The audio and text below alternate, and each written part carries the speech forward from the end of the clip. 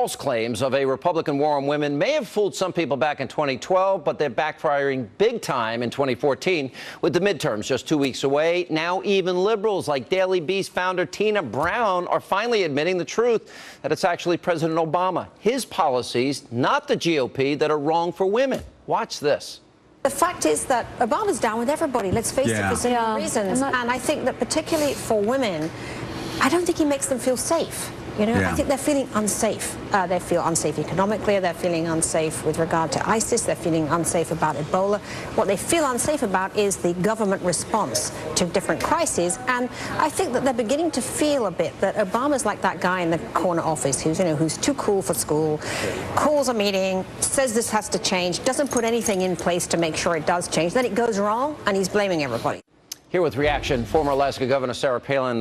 First, your reaction to that, Governor. What did you think?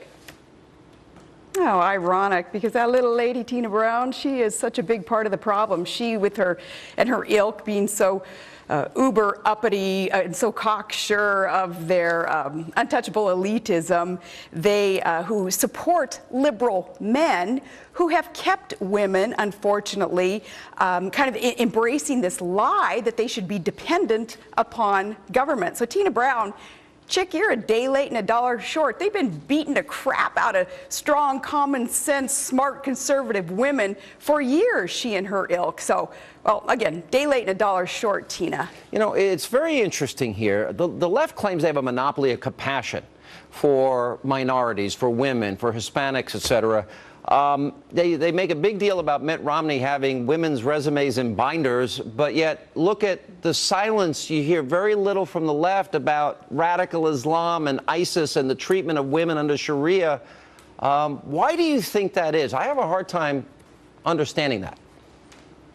Because these maladroit, fake feminist women, they have such a double standard, so hypocritical, as they would support anyone who would have sympathy for, say, Muslims who do treat women so poorly, so inhumanely, and not do all that they can to stop the rise of radical Islam that would adversely affect America's interests. No, these women, again, they're quite hypocritical, because they support somebody like, say, Barack Obama, whose failed policies have kept them dependent on a failed government that has led to recently, 1 in 5 families being on food stamps, 44 million Americans not finding a good job, more latchkey children than ever in this country because of a devalued dollar based on liberal economic policies that lead to prices rising in the cost of living here, forcing women to be out there in the workforce, whether they want to be or not. So, no,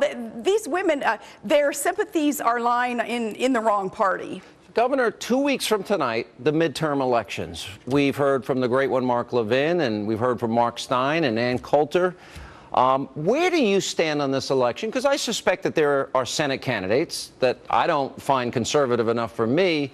I like the idea of stopping Obama's agenda and the Senate having to vote on House bills. Why is this important to you? What do you think is the most important thing here, especially for people saying, well, my guy's not conservative enough for me? What's your reaction to that?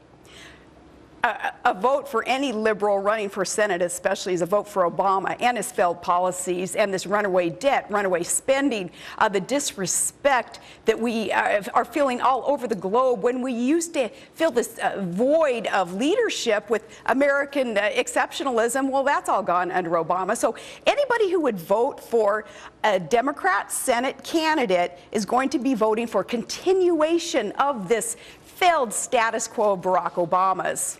So in other words, even if you have an uninspiring, maybe establishment Republican, if you were in that state, are you saying you would vote for them to get the majority in Republicans' hands in the hopes that they will stop Obama's agenda? Is that a fair synopsis? Yes, in this case, this go around, the very worst Republican will be better than the very best Democrat, because the Democrat would line up, obviously, with Barack Obama's agenda.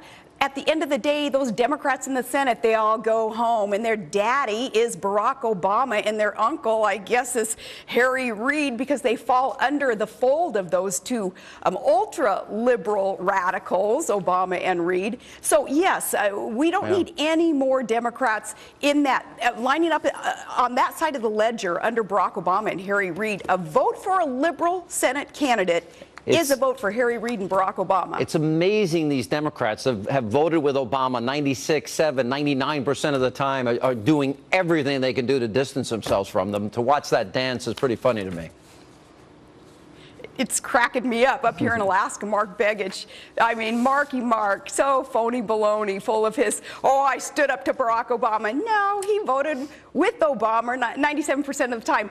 The gift that we were given, of course, yesterday, and GOP establishment, you better not blow it. You better take this gift as gold and capitalize on it. When yesterday Barack Obama was out there saying, hey, these dudes voting with me in the Senate, the ones who are running, especially in a red state, got to get them back in there because they're going to keep voting with me. Well, Mark Begich, Mary Landrieu, others of their ilk, that's who he's talking about, and that's who we got to make sure we don't send back to the Senate. All right, Governor, good to see you. Thank you for being with us, and we may see you out on the campaign trail. Appreciate it. Coming up next tonight on Hannity.